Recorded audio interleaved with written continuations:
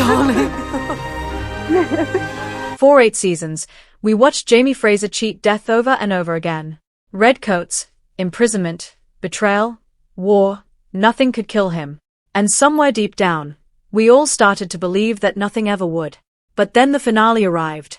And in one single, brutal moment, everything we thought we knew about Jamie Fraser, his fate, his ghost, his love for Claire, was completely rewritten. The ending of Outlander did not just close a chapter.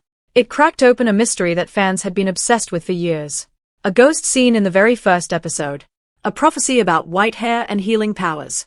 A love story that refused to obey the laws of time, or even death. Tonight, we are breaking it all down. Every shocking moment. Every hidden detail. Every theory about what comes next. Because the story of Claire and Jamie Fraser is far from finished. And if you think the finale gave you answers, wait until you hear what it might be setting up. From the very first episode of Season 8, there was a heaviness hanging over everything. Not the kind that comes from drama or conflict, but the kind that comes from knowing. Knowing that something inevitable is coming. Knowing that no matter how much you love these characters, history has already made its decision. And that is exactly the emotional trap that Season 8 walked us into, slowly and deliberately, with every single episode. The entire season was built around one thing. The Battle of King's Mountain. And Jamie knew it. Claire knew it. Even the audience knew it, because Frank's history book had already told us. Jamie Fraser, the man who survived Culloden, survived imprisonment, survived the brutality of the British Army and the chaos of the American colonies, that man was recorded as dying at King's Mountain. It was written. It was documented. And as the season moved forward, it felt less like a story and more like a countdown. What made this so devastating was not just the knowledge of what was coming. It was watching Jamie accept it. There is a very particular kind of courage that is not about fighting or surviving. It is about walking towards something you cannot stop, with your head up and your heart full. And that is exactly what Jamie did throughout Season 8.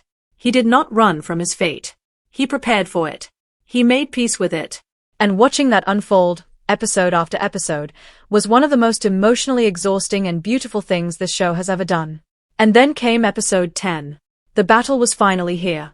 And before Jamie rode into it, he did something that broke every single viewer who has followed this show faithfully. He said goodbye. Not in the dramatic, shouting way of someone who does not expect to return. He said goodbye quietly, carefully, like a man who wanted every person he loved to carry something of him with them. His last will. His words to his family. Every sentence felt like it had been chosen with the weight of a lifetime behind it. But nothing in those farewell scenes hit harder than Jamie's goodbye to Brianna. If you watched that scene without tears, then you were watching a different show. Because in that moment, it was not just a father saying goodbye to a daughter. It was two people who had found each other across impossible odds, across time, across war, across every obstacle the universe could throw at them. And now they were being asked to let go. Brianna's face in that scene said everything that words could not. And Jamie's voice, steady but breaking at the edges, said the rest. Then the battle came. And here's where the show did something genuinely unexpected. Because instead of giving us the quiet, accepted death that the entire season had been building toward, it gave us something far more cruel. Jamie survived the battle. Every gunshot, every sword, every moment of chaos, he came through it. And for just a few seconds, the audience exhaled. We thought maybe Frank's book was wrong. Maybe history could be changed. Maybe this man, this impossible, stubborn, fearless man, was going to walk out of King's Mountain alive. He did not. But the way he died was not what any of us expected.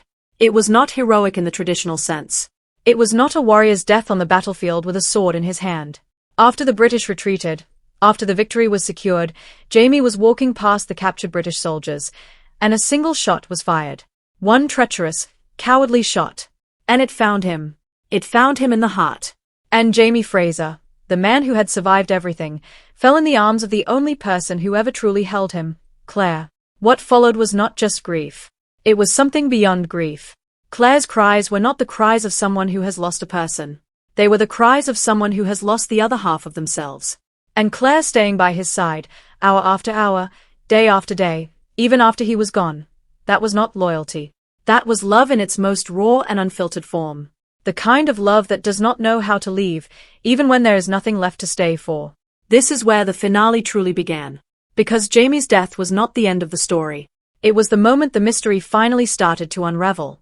Section TWO. The ghost, the stones, and the mystery that started it all here is something that most casual viewers forget, but every true Outlander fan carries with them like a secret. The very first episode of this entire show, before Claire ever touched the stones at Cray Dun, before she ever met Jamie Fraser, before any of this began, there was a ghost. A figure standing outside a window in 1945 Scotland, watching Claire with an expression that no one could fully explain. He was there for just a moment, and then he was gone. And for 10 years, that image lived in the back of every fan's mind like an unanswered question that the show refused to let go of. Who was he? Why was he there? What did he want? Writers, fans, and theorists spent years building explanations around that single scene. Some believed it was a vision. Some believed it was a residual memory tied to the stones. Some believed it was Jamie himself, somehow reaching across time to find the woman he had not yet met. And the show let all of those theories breathe. It never confirmed. It never denied.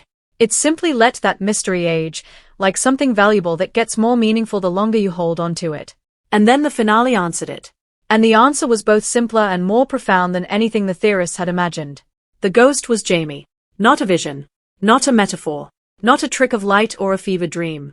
It was Jamie Fraser's ghost, standing outside that window in 1945, watching Claire one final time.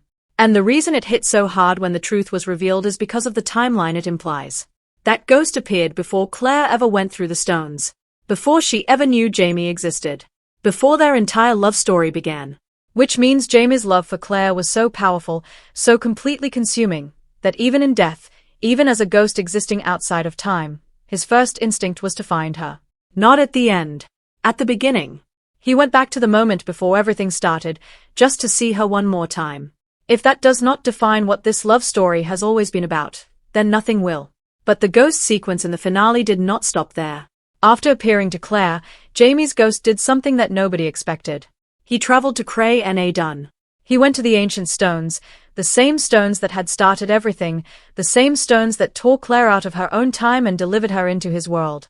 And standing there, at the base of those stones, he reached out and touched them. And in that moment, something extraordinary happened. Blue flowers began to bloom beneath the stone. Quietly. Slowly. Like the earth itself was responding to his presence. Now, a lot of people watched that scene and immediately asked the obvious question, was Jamie a time traveler all along? It is a fair thing to wonder. The stones respond to travelers. They have rules, or at least patterns, and seeing Jamie interact with them so directly made the question impossible to ignore. But the answer, when you think about it carefully, is almost certainly no. Jamie was never a time traveler in the traditional sense. What the show gave us in that moment was not a revelation about his abilities. It was a statement about his devotion. The blue flowers blooming beneath the stone were not a supernatural side effect. They were a symbol. They were the show's way of telling us that Jamie's love for Claire did not end with his death. It did not fade. It did not dissolve into whatever comes after. Instead, it left a mark on the world. Literally. Flowers blooming from stone as a monument to a love that refused to stop existing just because one of the people in it had stopped breathing. It was quiet, and it was beautiful, and it was exactly the kind of storytelling that Outlander does better than almost any other show on television. Then came the moment that the entire finale had been quietly building toward. And to understand it, you have to go back to a prophecy that many viewers had almost forgotten about. Earlier in the series, Claire encountered a Native American shaman named Neowen. And Neowen told Claire something that seemed almost too poetic to be literal at the time. She told Claire that when her hair turned completely white, her healing power would reach its absolute peak. Its maximum level. The kind of healing that goes beyond medicine, beyond surgery, beyond anything that science can explain. And throughout the seasons, Claire's hair had been slowly changing. Slowly lightening. Moving toward that moment the shaman had described. In the finale, we finally saw it happen. Claire's hair turned completely white. And everything that Neowen had said came rushing back in an instant. Because in that same sequence, we saw something that made the entire audience question what they had just witnessed. Jamie, who had died. Jamie, who Claire had wept over. Jamie, whose body had been still and cold, was brought back. Not through a miracle that the show failed to explain. Not through a convenient plot device. Through Claire. Through the woman who had loved him across 2 centuries, who had stayed by his side even after death had taken him, whose healing power, as the prophecy said, had finally reached its full potential. The man who had died came back to life in the arms of the woman who refused to let death be the end of their story. And in that single moment, 10 years of storytelling collapsed into something that felt both inevitable and impossible at the same time. Some finales give you closure. Outlander gave you something far more dangerous. It gave you hope. Section 3. Blood of My Blood. What comes next? And why the story is not over. If you thought the Outlander finale was the ending, you were not paying close enough attention. Because hidden inside every choice the writers made, every unresolved thread, every deliberately unanswered question, every scene that felt like it was pointing somewhere just beyond the frame, was a message. And that message is this: the world of Outlander is not closing. It is expanding. And the place it is expanding into is Blood of My Blood, the spin-off series that is now carrying this universe forward into its next chapter. With Season 2 confirmed for fall 2026, the finale was not just a conclusion. It was a setup. And once you start seeing it that way, everything looks different. To understand where Blood of My Blood is going, you need to remember exactly where Season 1 left it. Henry and Julia, Claire's parents, the couple whose love story mirrors Claire and Jamie's in ways that are both intentional and deeply moving, were in crisis. After everything they had been through, after every obstacle that had been placed between them, they made their way to the stones at Cray Na Dun with a single goal. They wanted to go home. Back to their own time. Back to Claire's world. And they were so close. Archbug and his men were closing in, the stones were right there, and the decision had been made. They were going through. And then Season 1 ended. Without showing us whether they made it. That is not an accident. That is a writer's choice made with complete precision. Because the most powerful thing a story can do is not answer a question, it is make you desperate for the answer. And after that ending, every single viewer of Blood of My Blood has been carrying that desperation into Season 2. Did Henry and Julia make it through? Were they captured? Did only one of them go through? And if so, which one? The first theory, and the one that feels most emotionally charged, is that they were separated. That in the chaos of Archbug's men closing in, only one of them managed to touch the stones. And the person who made it through was Julia, not Henry. Julia alone, without the man she loves, tumbling through time, but without the knowledge or the experience to control where she ends up. Because this is the crucial detail that makes this theory so compelling. Julia is not a practiced time traveler. She does not understand the mechanics the way Claire does. She does not know how to aim herself at a specific moment. Which means she would not arrive in her own time, the time she was trying to reach. She would arrive somewhere else entirely. And that somewhere else, based on everything the finale set up, is most likely Claire's time in Outlander. Think about what that reunion would mean. Claire, who has just been through the most devastating loss of her life, who has just watched Jamie die and come back, who is still carrying the weight of everything the finale put her through, suddenly coming face to face with her mother. The mother she barely knew. The mother who has been living an entire adventure of her own in a different century. Two women from the same bloodline, separated by time, finally standing in the same room and looking at each other across decades of absence. That scene alone would be worth an entire season of television. But here is where it gets even more interesting. Because Fanny is in the picture now. And Fanny is not there by accident. Throughout the finale, Fanny was shown finding a gemstone. And if you know anything about how time travel works in this universe, you know that gemstones are not decorative. They matter. They are tied to the mechanics of the stones. They are the tools that make intentional time travel possible.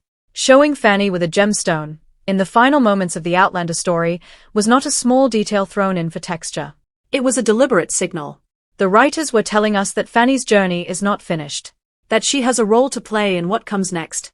And the most natural role she could play is one that connects directly to the Blood of My Blood timeline. The second theory goes in a darker direction. In this version, Henry and Julia do not make it through the stones at all. Archbug's men are too fast. The capture happens before the time travel can. And if that is the case, then someone has to go and get them. Someone has to cross time to bring them back. And Fanny, with her gemstone and her connection to this world, becomes the person who makes that journey. She travels not forward into Claire's time, but backward into Henry and Julia's, arriving in the middle of the chaos, in the middle of the conflict with Archbug, and becoming the unexpected piece that changes everything. Both theories are valid. Both are supported by what the finale gave us. And the truth is that the show may find a way to weave both threads together, because that is what Outlander has always done best. It takes threads that seem separate and pulls them until they are tied into something that feels completely inevitable. And then there is the post-credit scene. The moment that most people almost missed. Diana Gabaldon, the author whose books gave birth to this entire world, appeared on screen. And sitting beside her was a notebook. Claire's notebook. A journal filled with the record of everything Claire had lived through, everything she had survived, everyone she had loved. The implication was quiet but enormous. What if the Outlander universe, the books, the shows, the spin-offs, exists because Claire wrote it down? What if Diana Gabaldon's books are, within the fiction of the show, the story that Claire herself recorded? And what if somewhere in that journal, in pages we have not seen yet, there is an entry about a young woman named Julia who appeared out of nowhere and said that she was Claire's mother? That single detail reframes everything. It suggests that the connections between Outlander and Blood of My Blood are not just narrative conveniences, they are part of a design. A story that was always going to loop back to itself, that was always going to bring these bloodlines and these timelines into collision with each other. 10 years. 8 seasons. Thousands of moments of love, loss, courage, and heartbreak. And at the end of all of it, the show did not leave us with silence. It left us with questions that burn. With threads that pull. With a universe that is still breathing, still growing, still finding new ways to break your heart and then put it back together again. Jamie's ghost mystery has been solved. But the story of what his love meant, to Claire, to Brianna, to every generation that came before and every one that will come after, that story is still being written. And if Blood of My Blood Season 2 is even half as powerful as what we just witnessed, then the best of this world may still be ahead of us. So tell me, what do you think happens next? Do you believe Julia made it through alone? Do you think Fanny is the key to everything? Drop your theories in the comments right now, because this conversation is just getting started. And while you are here, do not miss the next video, because there is a lot more of this world left to explore.